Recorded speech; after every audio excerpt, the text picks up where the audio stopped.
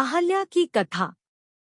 प्रातःकाल राम और लक्ष्मण ऋषि विश्वामित्र के साथ मिथिलापुरी के वन उपवन आदि देखने के लिए निकले। एक उपवन में उन्होंने एक निर्जन स्थान देखा। राम बोले, गुरुदेव, यह स्थान देखने में तो आश्रम जैसा दिखाई देता है, किंतु क्या कारण है कि यहाँ कोई ऋषि या मुनि दृष्टिगोचर नहीं हो रहे हैं? इस पर विश्वामित्र जी ने कहा, यह स्थान कभी महात्मा गौतम का आश्रम था। वे अपनी पत्नी अहल्या के साथ यहाँ रहकर तपस्या करते थे। एक दिन गौतम ऋषि की अनुपस्थिति में इंद्र ने गौतम के वेश में आकर अहल्या से प्रणयार्चना की।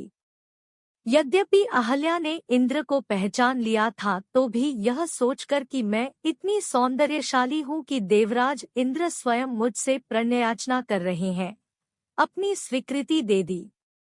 जब इंद्र अपने लोक लौट रहे थे, तभी अपने आश्रम को वापस आते हुए गौतम ऋषि की दृष्टि इंद्र पर पड़ी।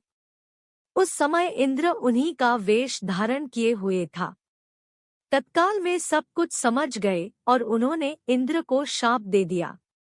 इसके बाद उन्होंने अपनी पत्नी को शाप दिया कि रे दुराचारिणी, तू हजारों वर्ष तक केवल हवा पीकर कष्ट उठाती हुई यहाँ राख में पड़ी रहे। जब राम इस वन में प्रवेश करेंगे, तभी उनकी कृपा से तेरा उद्धार होगा। तभी तू अपना पूर्व शरीर धारण करके मेरे पास आ सकेगी। यह कहकर गौतम ऋषि इस आश्रम को छोड़कर हिमालय पर जाकर तपस्या करने चले गए। आता है राम, अब तुम आश्रम के अंदर जाकर अहल्या का उद्धार करो। विश्वामित्र जी की आज्ञा पाकर वे दोनों भाई आश्रम के भीतर प्रविष्ट हुए। वहां तपस्यारत अहल्या कहीं दिखाई नहीं दे रही थी, केवल उसका तेज संपूर्ण वातावरण में व्याप्त हो रहा था।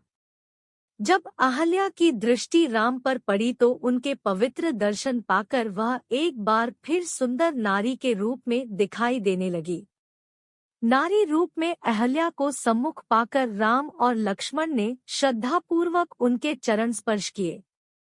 तत्पश्चात उससे उचित आदर सत्कार ग्रहण कर वे मुनिराज के साथ पुनः मिथिलापुरी को लौट आए। कहानी अच्छा लगा तो लाइक शेयर सब्सक्राइब जरूर कर देना।